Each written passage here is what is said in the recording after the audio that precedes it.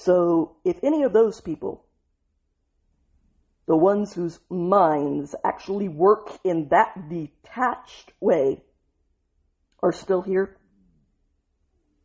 they might want to leave for this next story. I know how much you people love your trigger warnings, and that's as close to one as you're going to get from me. Confronting reality over politics doesn't seem to be their strong suit, so I just thought I'd give them a heads up.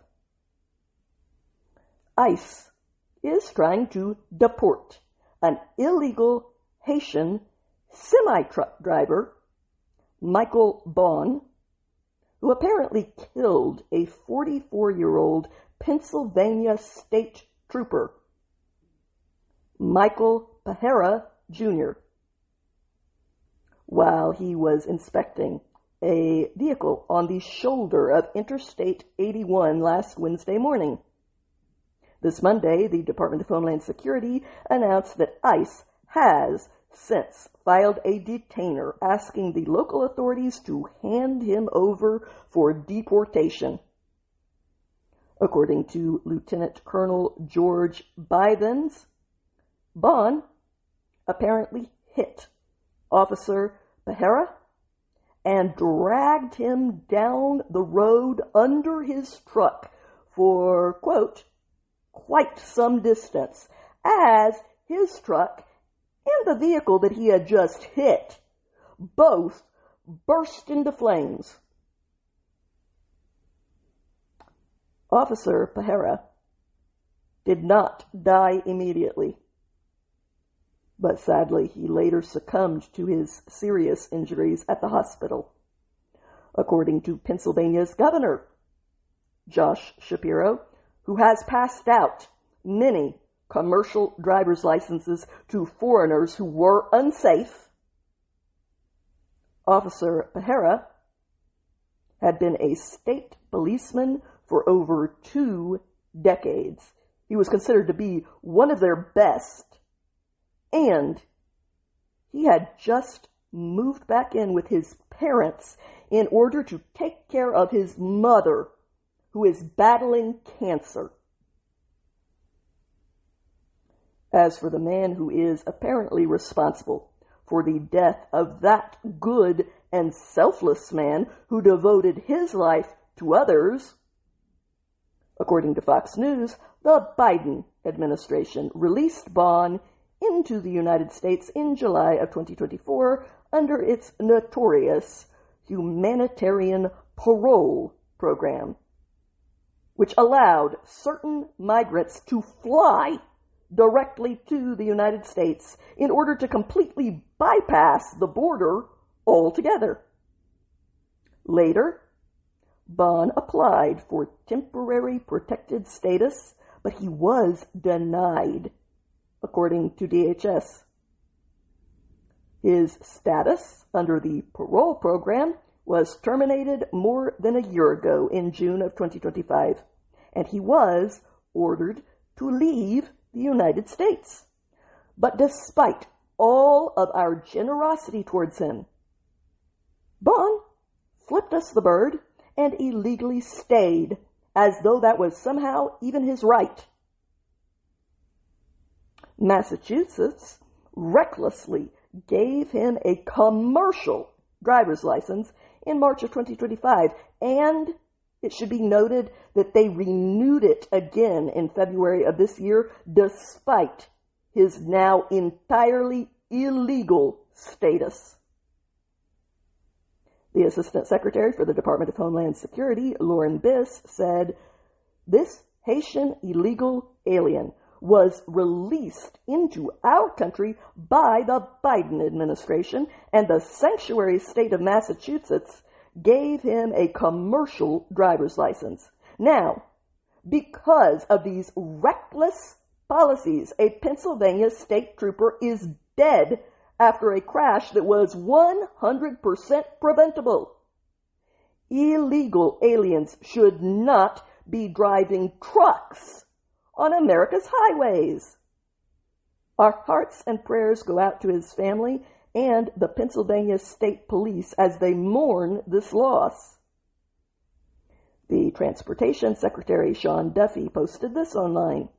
These senseless tragedies are why I am working my heart out to change the policies that encouraged illegal drivers, enabled shady trucker schools, and drove down the wages for American truckers. Trooper Bahera, rest in peace. For now, according to CBS Pittsburgh, Bond has been charged with vehicular homicide and involuntary manslaughter. According to Fox News, he is being held on $700,000 bail at the local county prison.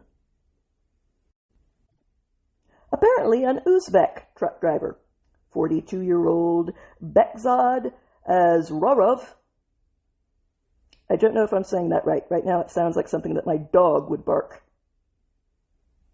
Either way, who cannot speak English, killed a star college soccer goalie, 21-year-old Tobias Christopher Forsyth, over the weekend when he plowed into him on July 5th. Azrarov was let into our country at the end of the entirely irresponsible Biden administration as a part of their completely insane and reckless diversity lottery visa program. We were letting people in based on a lottery, a racial lottery. Brilliant. And then Ohio recklessly granted him a commercial driver's license, even though the language barrier alone makes him unsafe on our streets where all of the signs are in English. And now, because of those two decisions, a very promising young man is dead. The foreigner responsible has been charged with crimes, including tampering with the evidence for ripping out the dash camera and hiding it in his pocket, according to the Transportation Secretary, Sean Duffy, who was the one to add that this foreign trucker had failed his English language proficiency test, and that state troopers had to use Google Translate to even talk to him. Correctly posting, we cannot let truckers like Azrarov, who can't read our road signs or speak to law enforcement, drive 80,000-pound rigs on America's highways. I am praying for Toby's family and loved ones after this horrible loss.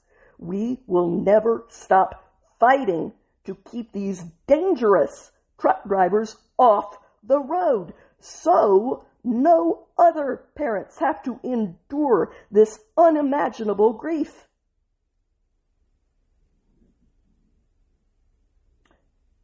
Reality is undefeated, and here's the reality. Decisions have consequences. Consequences that are real, not just ideas. And those consequences are determined by reality, not by ideology. It does not count for anything that you didn't want this to happen.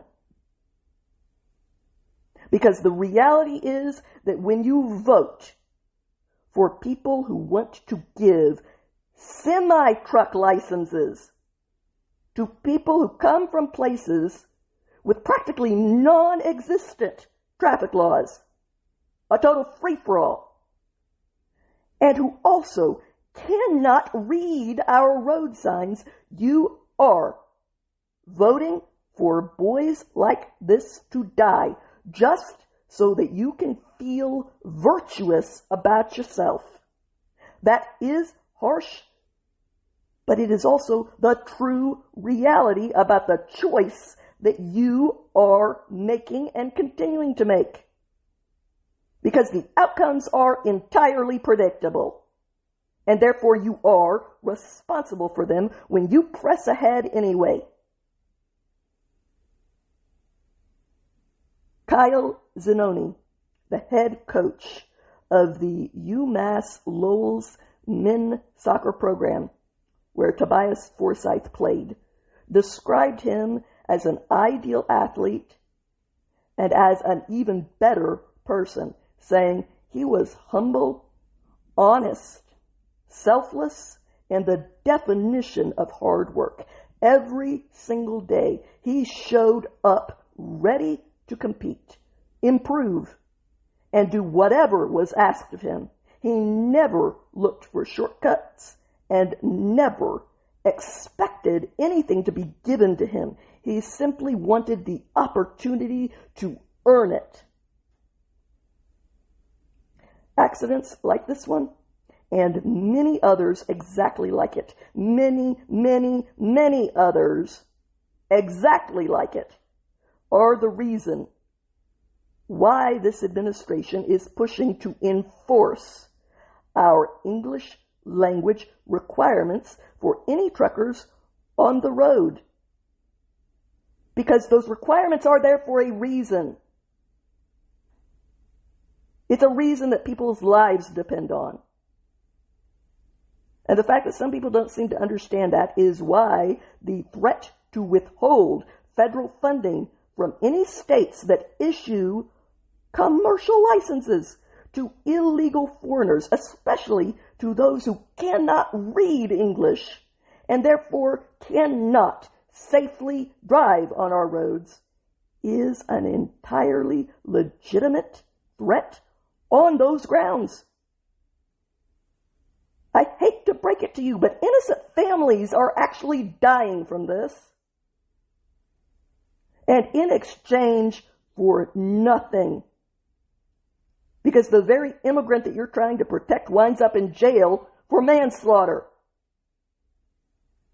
It is completely unreasonable to insist on giving someone who is an unsafe driver a license to drive a semi-truck.